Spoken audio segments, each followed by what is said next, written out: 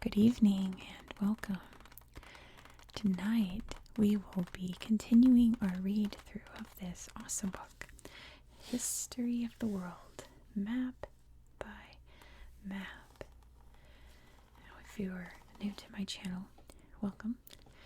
If you've never seen a video in this book series before, I don't read ahead in this book. Anytime you see a book on my channel, I have already read it and rehearsed it. But not this book. We're going to explore this entire book together. So, I've looked over the 3 maps we're going to explore tonight, but I didn't read any of it. But let me show you what we're going to do tonight. You already know on the title. I'm talking about empires in medieval Europe, starting with the most famous. The Holy Roman Empire. So let's take a look at this big long map here. It's going to be hard to navigate. But let's see. Number 1 looks like it's up here. It says the Ottoman Empire, 919 to 1024. Duke Otto of Saxony was chosen by the Pope as emperor in 962 in return for protection from another marauding king. Otto's son Otto II married a Byzantine princess and officially adopted the title Imperator Romanorum. Wow, say that 10 times fast. Or the Emperor of the Romans. Imperator Romanorum. Romanorum. Otto II's efforts at extending imperial power brought him up against the Byzantine Empire and the Fatimid Caliphate, both of which held territory in southern Italy. So all the orange you see here was part of Otto's kingdom in 936. It looks like Otto the First, 936. It looks like in 1936. No, this was not 1936 in Europe. There were way other bigger things happening at that time. But look, you can see, my gosh, this cord up here is absolutely driving me insane. There we go. Hopefully that fixes it. The Holy Roman Empire, you can see here, it's mostly like modern Germany, right? But you can see there's Zurich, so Switzerland, Innsbruck. We've got part of the Netherlands, there's Luxembourg. So the whole chunk down here into like Austria and the Balkans, like just north of Croatia. Let's see number 2. Box number 2 says it's about disputes with the papacy, 1075 to 1122. Emperors of the Romans often vied with the papacy. In the 11th century, the investiture controversy, in which Henry IV tried to assert control over the right to appoint bishops, led to his excommunication in 1076. In 1122, it was agreed that the emperor could invest bishops with authority over their secular lands, but the pope would invest them with their spiritual authority. Drama. So these are the papal states and dependencies by 1500. So this is what the pope controlled, the papal states here.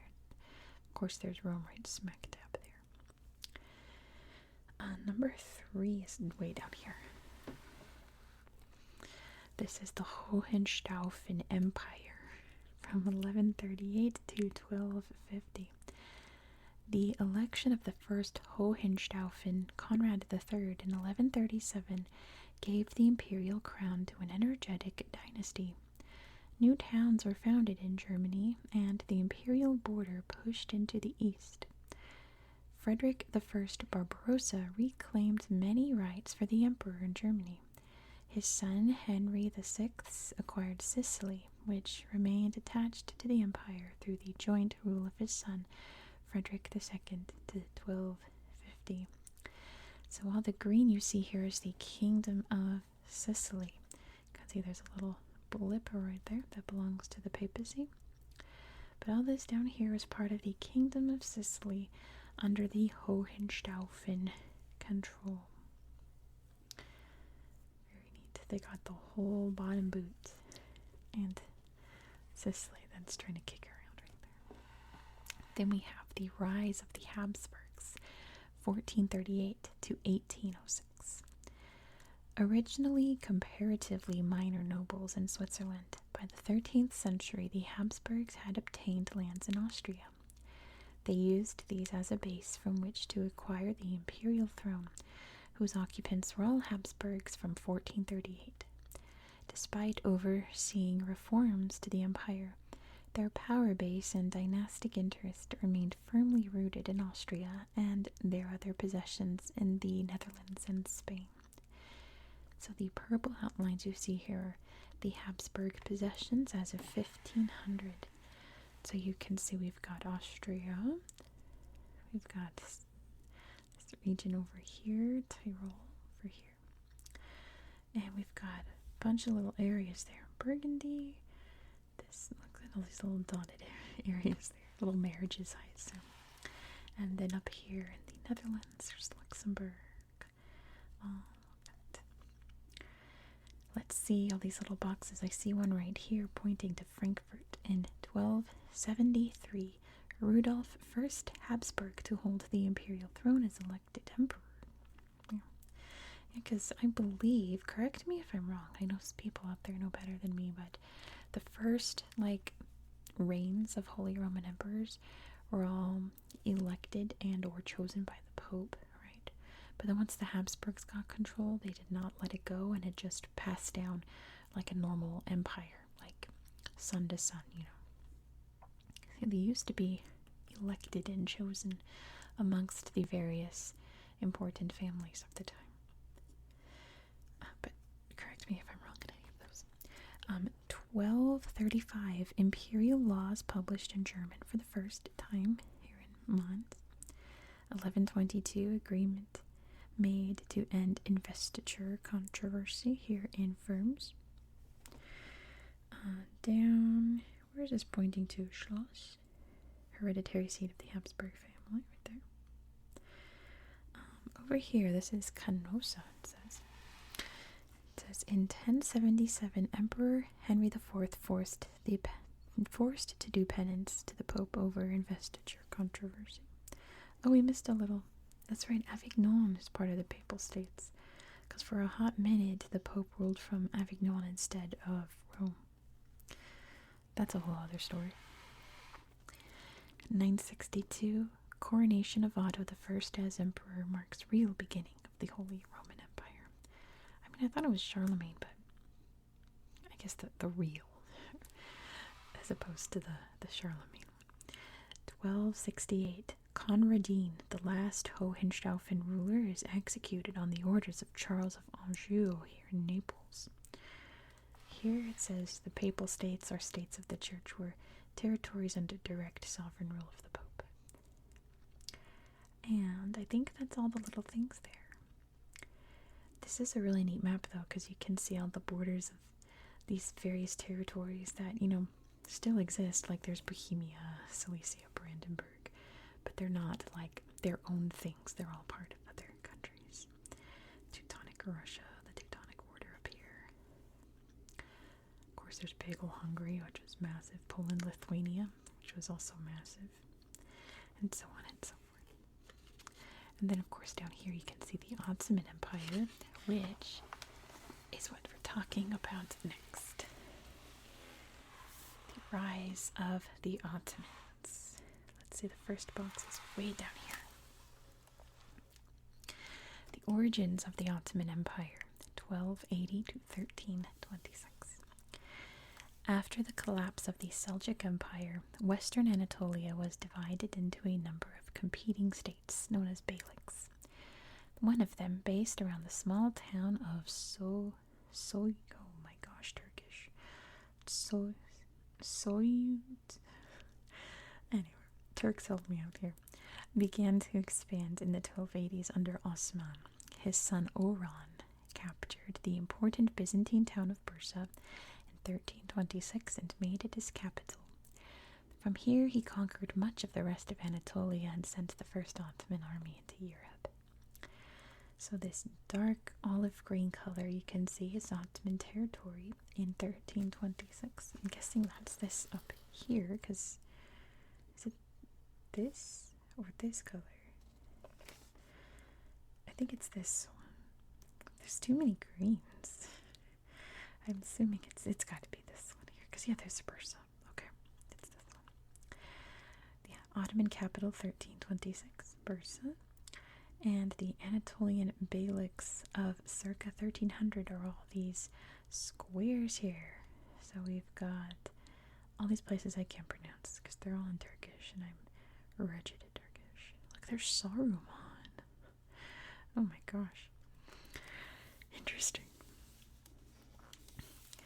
Surely Tolkien stole that name, right? Unless Middle Earth's actually in Anatolia.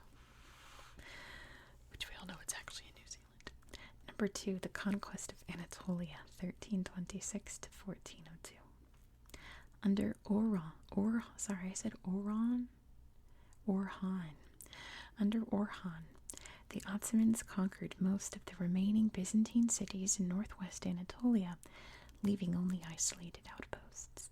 Anatolia was later unified under Ottoman control by Orhan's grandson, the son of Murad I, Bayezid I, who conquered the Beyliks in the southwest soon after he became sultan in 1389. So the conquests of Orhan are in this green color. That's my favorite shade of green. So let me expand. Sorry for the wobbles. I'm trying to move this book around. Oh my gosh, do you hear that train? Oh, that was a loud train. All of this here was what Orhan captured. I'm sure all these boxes talk about it, I guess. And then this green color here is the conquest of Bayezid the First. So I assume that's these. I can't tell these greens apart. Okay, I think this one is this color. I have no idea. These I can't. I'm guessing maybe that's this one. I do not know. It's one of these. I cannot tell. Okay, no, I'm looking ahead. This color is these. So this one is this one. I was right the first time. And then Bayezid spread out to here and up to here. That can't be right. But I guess so. I'm so confused. We're just gonna move on. Why'd they do so many green colors? I don't know. They are nice colors though. Ottomans in the Balkans, 1354 to 1389. In 1354, the Ottomans crossed over to Gallipoli, establishing a foothold in Europe. Under Murad I, they occupied much of Thrace, making Edirne, or Adrianople, their new capital. The defeat of Serbia at the Battle of Kosovo marked the beginning of Ottoman supremacy in the Balkans. So yeah, this is Conquest of Murad I up here. Are these two different colors? I don't know.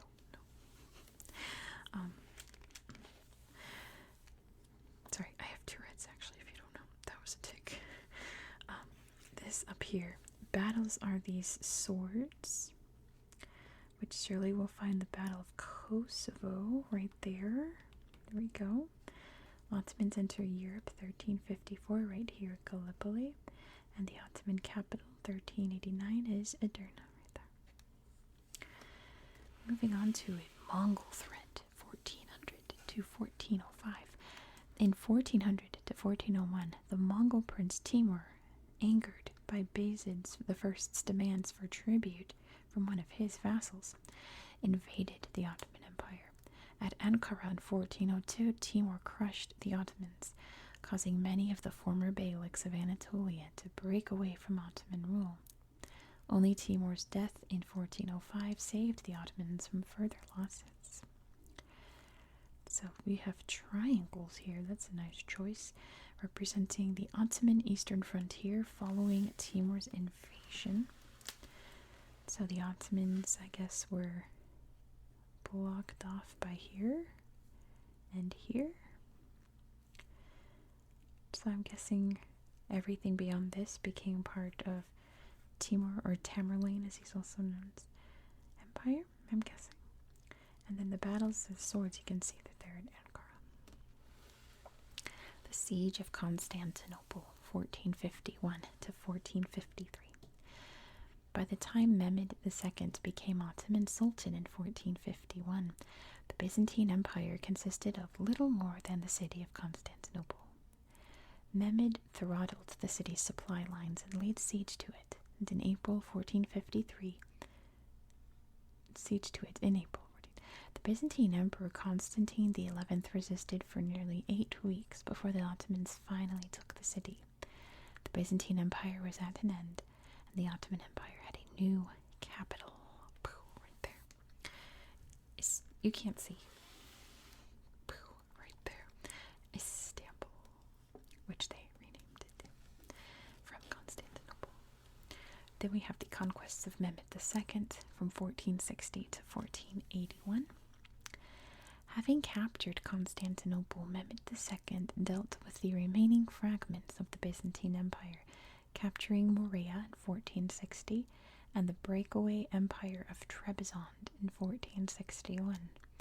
The defeat of Bosnia in 1463 and the reduction of Wallachia and Moldavia to vassal status meant that resistance to Ottoman rule in the Balkans was confined to a few scattered fortresses and the Venetian possessions in Greece and along the Adriatic coast. So now we have this color, which is definitely this one. The vassal of Ottoman Empire by 1481. So all of this was vassals, the Khanates of the Crimea. You can see that the Crimea right here.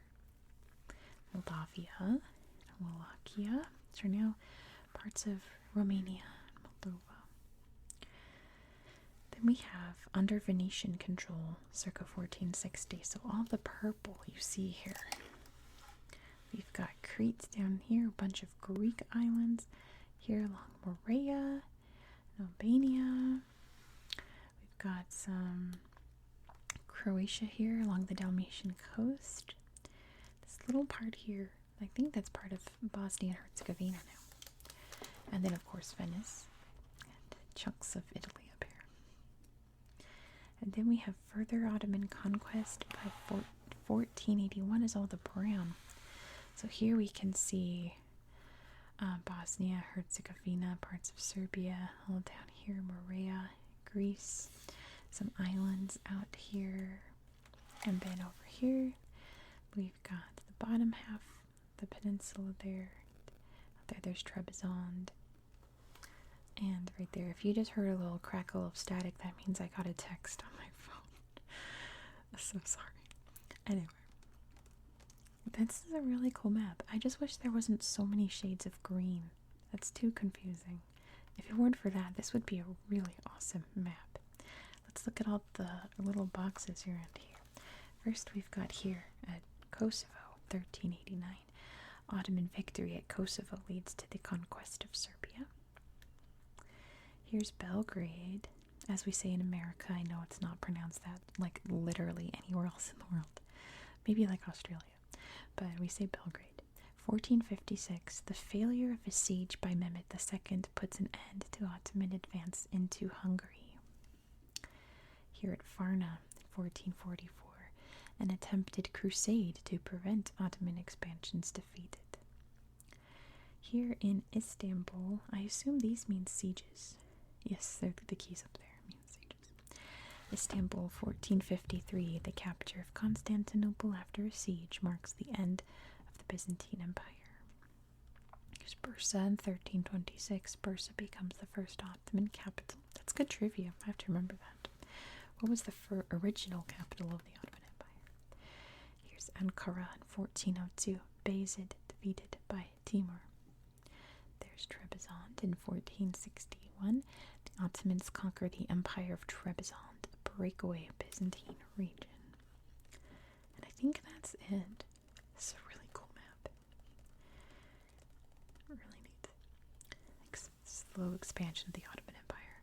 Not really slow. It took like a good 100-something years, but then we're going to hop to the other end of Europe. Talk about Spain and the Reconquista from the Moors. We start way up here. Let's see. The origins of the Reconquista from 711 to 900. In 711, an Arab Berber army led by Tariq ibn Ziyad was sent by the Umayyad Caliph into Spain, where it defeated Roderick, the Visigothic king. Within 5 years, Muslim forces had conquered all but the northern fringes of Spain. Their advance was halted around 718 when Asturian chieftain Pelayo defeated a Muslim army at Covadonga. Gradually, the Asturian kingdom consolidated as the nucleus of Christian resistance. So their limit, the Umayyad Caliphate by 732, is denoted by this bright orange line. We can see that up here.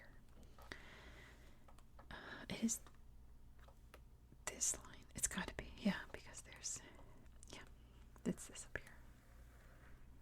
That's as far as they advanced. They gobbled up almost the entire Iberian Peninsula, save for this coast. You can see there's Navarre. Let's see number 2. Christian advances, 1030 to 1080. By the early 11th century, the ruling Umayyad Caliphate had broken down into dozens of small emirates or taifas. I've never seen that word. It's emirates. The taifas were less able to resist Christian advances, particularly those of the kingdoms of Leon and Castile in the west and Aragon in the east. Many taifas were forced to pay tribute to the Christian kingdoms. There's nothing on the map to denote that. But we do have one for this box about the Almoravids, 1086 to 1165. In 1085, Alfonso VI of Leon Castile captured Toledo, the old capital of Visigothic Spain, leaving Islamic Spain vulnerable to Christian advances. In desperation, the rulers of the Taifas appealed to Yusuf, the emir of the Almoravids, a strict Islamic sect from North Africa.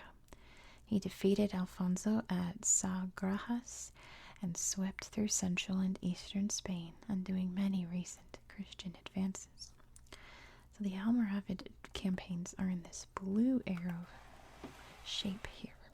So coming up from what's now Morocco, well, there's Ceuta, which is now part of Spain, but that's a whole other story. We're going up here, over there to Lisbon, over here. We're going up along the coastlines and up here up into Castile. And then the frontier of the Almoravid Empire is this purple line. So this line right here is as far as the Almoravids reached. Taking big old chunks of Spain, aren't they? And Portugal.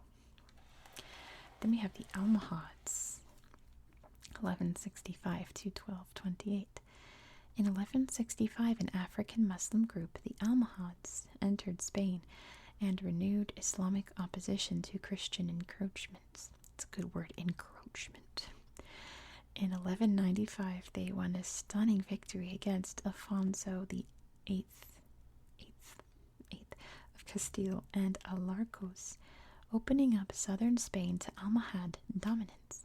In 1212, Alfonso struck back, destroying the Almohad army at Las Navas de Tolosa and weakening the Muslims' military capacity. So the Almohads got as far as this kind of purpley, eggplantish colored. Doesn't look eggplanty here, but it does there. They got this far. Up through Castile, up toward Aragon. Taking this whole chunk of southern Spain and southern Portugal, the Algarve and all that, Andalusia. Then we have the Great Reconquest. The Christians strike back. I just dropped my pencil. 1212 to 1248. Oh my gosh. My Tourette's is really annoying right now. Moving on. After defeating the Almohads. Oh my gosh. I need to take a breather before I start ticking everywhere. After defeating the Almohads at Las Navas de Tolosa, the armies of Castile and Leon pushed farther southward. Weakened, the Almohad Caliphate fractured into 3 parts, helping Ferdinand III of Castile to capture Cordova in 1236 and Seville in 1248. The loss of these cities was a blow to Islamic Spain, and soon only the Emirate of Granada survived. under Muslim control. So the major campaigns of the reconquests are in black and white here. Do you see any black arrows? Oh, I see white ones. Where's the black arrows? Oh, it's over here, over to Majorca. But the white arrows you can see coming down the coast, conquering and conquering. And then going there to Toledo, down the Portuguese coast here, and coming down from central Spain to the southern Mediterranean coast there. And then over here too, lots of them. They were adamant, and there's all the dates by the arrows there. The Reconquista in Portugal, 1139 to 1249. In 1139, Count Alfonso Henriquez won an overwhelming victory over the Muslims at Urique. Lisbon was captured in 1147 with the help of crusaders on their way to the Second Crusade. The conquest of the Algarve was begun in the 1190s, but an Almohad resurgence pushed back the Portuguese forces, and the Reconquista was not completed there until 1249. And then we finally have the reconquest of Granada. The 14th and early 15th centuries saw a lull in the Reconquista, but the union of Aragon and Castile, created by the marriage of Ferdinand II and Isabella I in 1469, gave it new impetus. Their armies nibbled away at the Emirate of Granada, capturing Malaga in 1487. Finally, they laid siege to Granada, which resisted for 18 months before its ruler, Boabdil, surrendered and went into exile. There's a little siege of Granada side there at Granada. You know what's funny is that if you're new to my channel, I do a series where I am going through every single region of the world, and the next one on the list that we're doing tomorrow is Aragon. It's total coincidence. I did not plan on this, but it's quite perfect. It's going to segue right into tomorrow's video, so be sure to subscribe so you won't miss out. Let's see what we've got on the map here. Let's start right to left. Let's go crazy. 801, Barcelona is captured by Frankish forces, marking the re-establishment of Christian rule in northeastern Spain. Wow, 801. Did they keep it all that time? I don't know. Here in Majorca, in 1229, Jaume of Aragon captures the Majorcan capital of Palma. Jaume is French for yellow. I wonder if it's like Jaume, like Jaime. I want to say Jaume though, because I know enough French.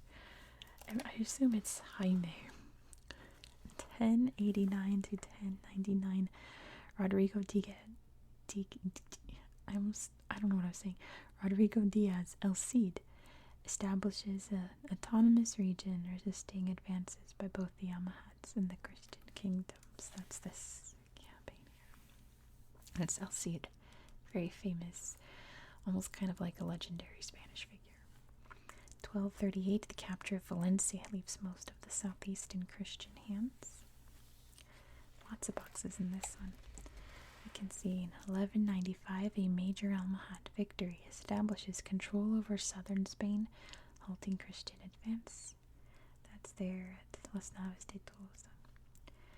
Or maybe this is, I think that's the Alarcos. This is Las Navas de Tolosa. 1212, Alfonso VIII of Castile's victory shatters the Almohad Caliphate. And there's Granada. 1491-1492, Granada is besieged and falls to Ferdinand II of Aragon and Isabella I of Castile. In 1236, here at Cordova, Ferdinand III conquers the former Umayyad capital. On the coast over here, we can see in 1249, the Muslim enclave of Faro is captured, marking the end of the Reconquista in Portugal. Up here in 1139, Portuguese Count Alfonso Henriquez defeats the Muslim army. And here in Lisbon in 1147, the crusading army helps Alfonso Henriquez to capture Lisbon. Let's see, these are going to be hard to read because there's these beautiful purple colors against this black text. 1086, the Almoravid emir Yusuf defeats the Castilians, halting advances beyond the Tagus. Oh, there's the Tagus River. 1085, Alfonso VI captures Toledo, pushing Christian control to the river Tagus. Then up here, did we get this one? Oh no, 1248, the capture of Seville by Ferdinand III leaves Granada isolated.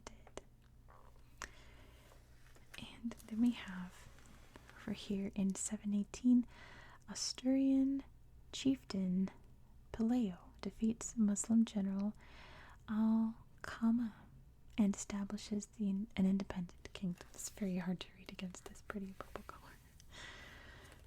But another really neat map, it's just the colors are a little wonky.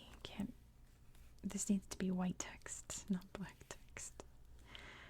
But still, also a really neat map of a big part of Spain's history. The Reconquista was the longest war in history. It's another good trivia. What was the world's longest war? 711 to 1492. The Reconquista of the Iberian Peninsula. Fun fact for you all. So that is going to be it for tonight. We'll go see what's next in the book. I assume it's more medieval stuff. Let's take a peek. Oh wait, I know what's next. This is exciting. We're gonna head to Asia and Africa and South America, North America, and Oceania. We're gonna look at the medieval world and the actual world, not just Europe and Western Asia. We're going over the world next, and those are my favorite maps because I learned so much cool stuff. So we will do those soon.